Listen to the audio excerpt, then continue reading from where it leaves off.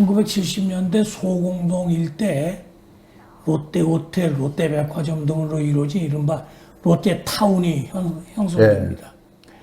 그 롯데타운을 건설한 제일동포 사업가 신격호는 누구이고 그가 당시 대통령 박정희와 연결된 경위. 우선 그것부터 말씀해 주시죠. 시게코 씨는 일본명은 시게미치 다케오라는 일본 이름을 갖고 있고 시게미치 다케오라고요. 시게미치 다케오. 1921년생입니다. 1921년도 경북 울주군에서 출생해갖고 21년도에 출생했는데 41년도에 밀항에서 일본으로 가죠. 근데 그 사이에 거기서 이제 뭐 이렇게 보통학교인가 뭐 그 정도 이제 학교를 나오고 노수나 씨하고 결혼을 해서 딸을 낳아요. 노수나. 예. 노수나하고 결혼을 해서 딸을 낳고 일본으로 갑니다. 자기 혼자 간 거죠. 그러니까 근데 또 신격호 씨가 5남 5녀의 맞이예요. 10형제 엄청 많죠. 10형제의 맞으로서 일본으로 가서 참 뭐 어렵게 고생 신문페리하고 우유 배달하고 막 이렇게 그 고생 많이 하고 그러면서 그렇게 살았던 거는 뭐 당연하고 열심히 했죠. 열심히 했었던 거고 그런데 이제 일본에서 전쟁이 끝나고 나서 히다치 화학 연구소인가 뭐 이렇게 화학 연구소 같은 걸 하나 차려갖고 그 당시 군용 물자로 남았던 군수 기름들 그런 거를 이용해갖고 비누 만들고 뭐 포마드 뭐 이렇게 이런 거에서 나름대로 돈을 꽤 벌어요. 꽤 벌고 48년도에 그래갖고 롯데라는 회사를 처음으로 일본에다가 만듭니다.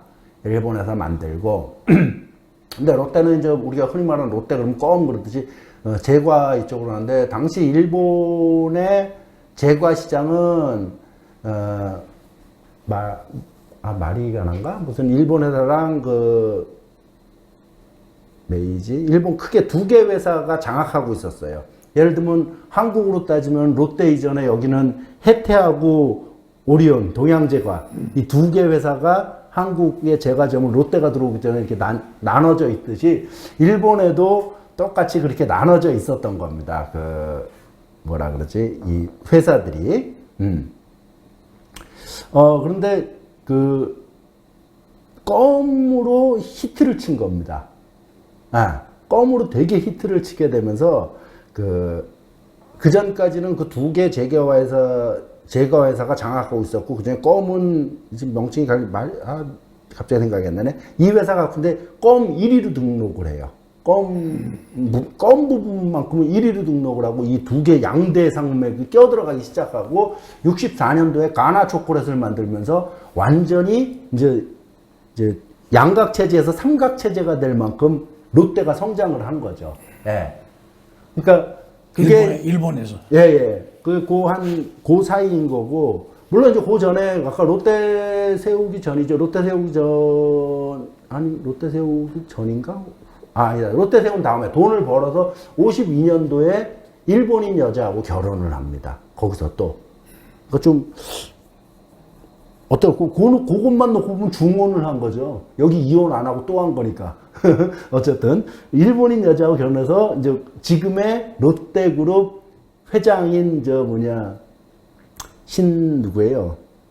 갑자기 옛날에 갑자기 신격호 아들 신동빈 뭐 이게 좀 그 일본인 부인 사이에 난 거고 첫 딸은 이제 조선인 거고 엄마도 조선인인 거고 어쨌든 52년도에 결혼하고 근데 이때 그러니까 48년도에 롯데를 세웠고 그 전부터 46년도부터 화학연구소 하면서 커졌고 48년도에서는 롯데가 상당 부분 커졌고 그때 52년도에 유창순 씨라고 재계 거물이죠. 한국은행 당시 한국은행 동경지점장으로 있었던 사람입니다. 나중에 이 양반이 뭐 경실련 회장도 하고 꽤 거물이에요. 재계의 상당한 거물인데 유창순 씨가 52년도에서 53년도까지 한국은행 동경지점장을 하면서 신격호 씨와 무척 가까워서 잘 아는 사이예요. 그래서 유창순 씨를 통해서 일본에 이런 조선인 거부가 있다는 게 많이 이제 이 한국에 알려지게 되는 거죠.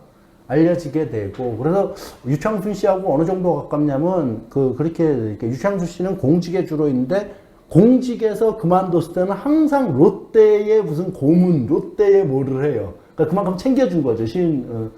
좀 쉬게 될 때는 거기서 쉬게. 그 정도로 신격호 회장하고 가까운 사이고. 근데 그 과정에서 이제 어쨌든 롯데가 그렇게 쭉 크고 58년도부터 롯데가 사실은 한국에도 투자를 합니다. 롯데, 그 다음에 동방알미늄, 이런 것들을 한국에도 그때부터 그러니까 본격적인 아니지만 이제 한국에도 기업을 설립하고 투자하기 시작하면서 이제 유창순을 통해서 알려지고 뭐 이렇게 되는 과정에서 박정희가 1970년에 이우락이 일본 대사관을 할 때, 일본 대사일 때, 이우락한테 지시를 내립니다.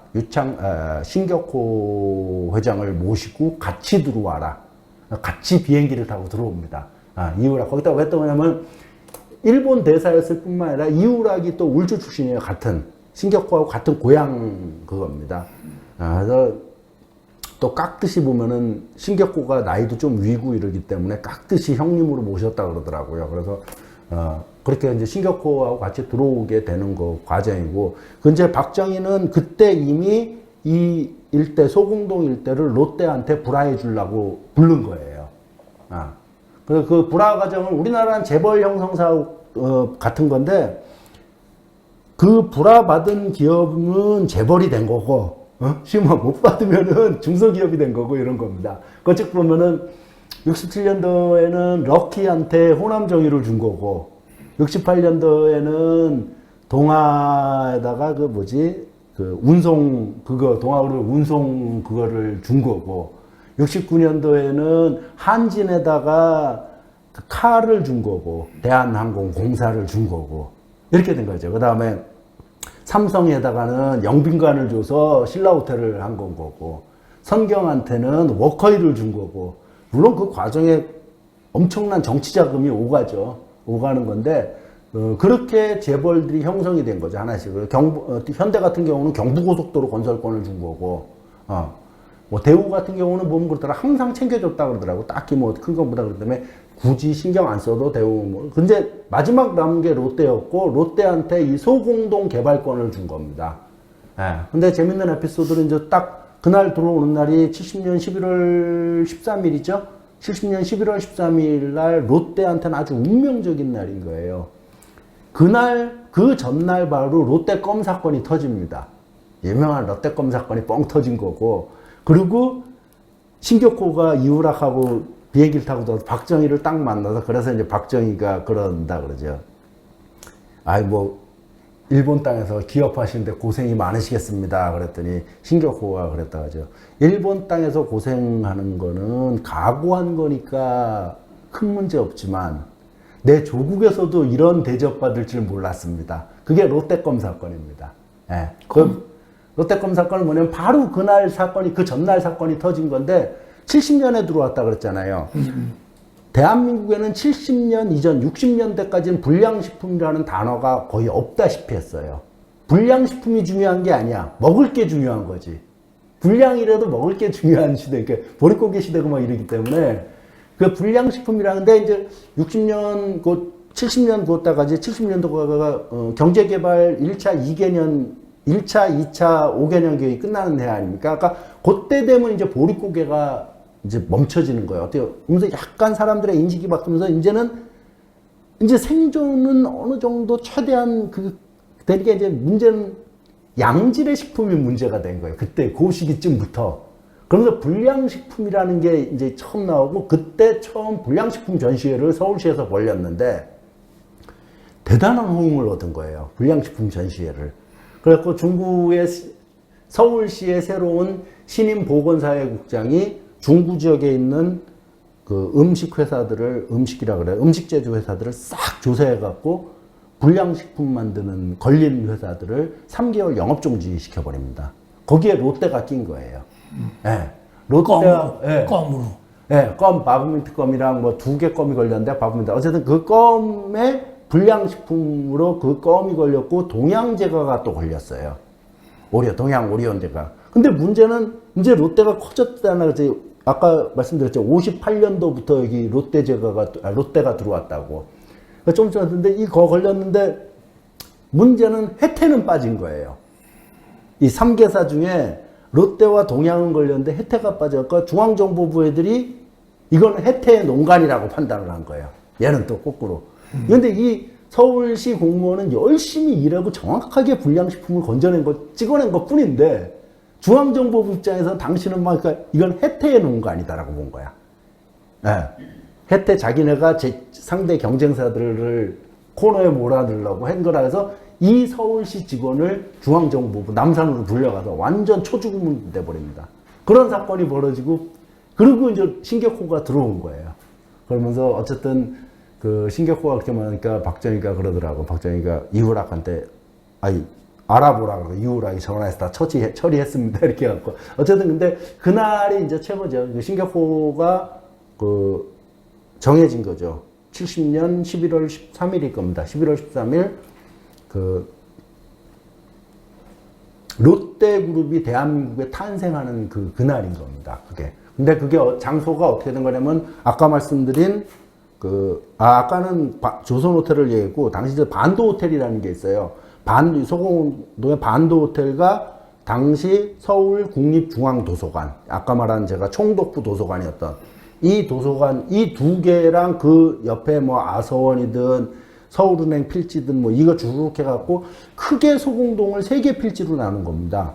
그 롯데한테 줄 좀 전에 말한 그 반도호텔, 그 다음에 도서관 일대, 그 다음에 옆에 잡종지들, 조그만 민간들, 그 다음에 큰 그룹으로 거기에 산업은행이 한 2, 3천 평이 있었던 거고. 식산은행 옛날. 네, 옛날 조선 식산은행. 네. 그 산업은행이 있었던 거고, 또 지금의 롯데백화점이 아니라 그 뭐지? 롯데 에비뉴엘? 네, 롯데 에비뉴엘로 쓰고 있는 그게 한일은행 건물입니다, 옛날. 네, 한일은행 건물을 인수해갖고, 그건 최근에 인수한 거죠. 2000년대에 인수해갖고, 롯데 에비뉴엘을 만든 거. 어쨌든, 그니까, 롯데한테 줄 큰 블럭이 하나 있고, 소공동을 이제 몇 개로 쪼갠 거예요. 그 다음에 산업은행 블럭이 하나 있고, 여기 한일은행 블럭이 하나 있고, 이렇게 세 구역으로 나눠서 이게 제일 크지만은, 여기는 산업은행이 뭐 알아서 하는 거고, 여기는 한일은행이 알아서 하는 거고, 이렇게 하고, 여기를 롯데한테 잘라준 날이 이제 그 날인 거고, 네. 여기는 대부분 국유지니까 다. 도서관하고 반도호텔이 국유지거든요. 다. 그 당시는 호텔들이 다 국유였습니다. 네. 그렇게 해서 이제 시작이 된 거고, 그 이후에 뭐 막 바뀌게 되면서 지금의 산업은행도 롯데가 갖게 된 거고, 한일은행도 롯데가 갖게 된 거고, 그 중에 이제 한일은행은 나중에 최근에 2000년대 들어와서 이제 그렇게 된 거니까 뭐 그건 이제 한일은행이 딴 데 가고 사들인 그 과정인 거고, 롯데하고 좀 황당했던 거라고는 산업은행 자리에 롯데 신관이 들어선 겁니다. 그 자리가 어떻게 된 거냐면 원래 산업은행은 거기다가 제대로 그걸 하려고 했었던 건데 이게 지으려고 자기네 새로운 신사옥을 지으려고 했는데 박정희가 못 짓게 했어요. 옆에 한일은행, 그 다음에 그 건너편에 국민은행 다 허가해 주면서도 박정희가 산업은행만큼은 짓지 말라 그랬어요.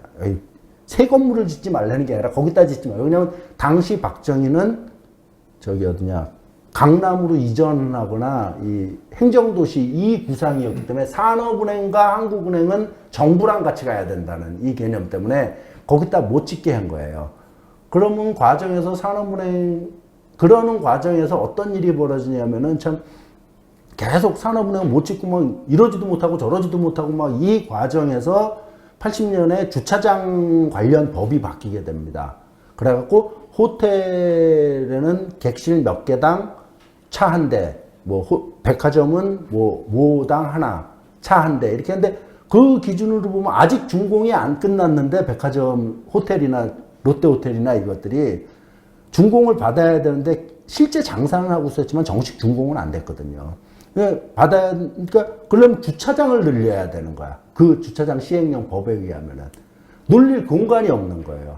그래서 이제 산업은행을 얘들은 뺏으려고 계속 했던 거죠. 그 자리를. 뺏으려고 하다가 거기다가 또 엎친 데 덮친 격으로 산업은행한테는 81년도에 서울올림픽, 그 바덴바덴에서 서울에서 올림픽이 확정이 됩니다. 그러니까 이제 올림픽이 딱 벌어지게 되면 숙소가 문제가 되는 거야. 외국인 숙소. 그 다음에 주차장. 롯데은행이 이제 언제 들어오고. 근데 그래서 이제 산업은행이 어쩔 수 없이 쫓겨나가듯이 가게 된 거죠. 그래서 산업은행 자리를 그때 롯데가 명목은 주차장 확대 때문에 그렇게 된 거지만은 롯데는 주차장을 확대할 의사가 전혀 없었죠. 무슨 말이냐면은 법적으로는 그렇게 돼 있거든요. 주차장을 확대해야 돼요. 그래서 내가 정확한 법규는 모르겠지만 뭐라 그러지? 그 계획법상 그래서 주차장과 남는 공간은 녹지로 하는 조건으로 롯데한테 이걸 팔았어. 그런데 롯데는 이거를 계약하기 전 며칠 전에 어떤 일을 벌이냐면 신관건설본부하고 신관백화점 건설 설계를 맡겨요. 그러니까 애시당 저기 주차장을 생각이 없었던 거야, 얘들은. 근데 법적으로 그걸 해야 돼요. 근데 얘는 그 생각을 안 하고, 그리고 이걸 또 법적으로 바꾸려면 어떤 일을 벌이냐면 무슨 심의위원회 모여서 다 의결로 바꿔야 돼요. 여기는 원래 그런 목적인데 이걸 바꾸자 이러는데 회의를 거쳐서 거기서 의결이 돼야 되는데 그 담당자 일화가 재밌는 있어요. 그 실제 있었던 사람한테 다 학자급들이 전부 학자들 교수진급들이 쫙 있는 건데 그 도시계획 관련 전문가들이 회의를 하는데 의장이 이거를 이렇게 바꿔야 주차장 이거를 원래 이렇게 설계됐던 이 계획을 바꾸려고 그러면 있어야 되는데 뭐 이의 있습니까? 그러니까 아무도 아무 말 안 하더래. 이미 로비가 다 들어갔고 그러면서 그 광경을 본 사람이 권력 앞에 이 학자고 뭐고 참 비굴하기 짝이 없다고 한마디에서 단 한마디도 찬성한다 반대한다 말이 없이 그 회의 의장이 그러면 통과된 걸로 하겠습니다 하고 통과시키고 거기에 롯데백화점이 신관이 들어선 겁니다. 예.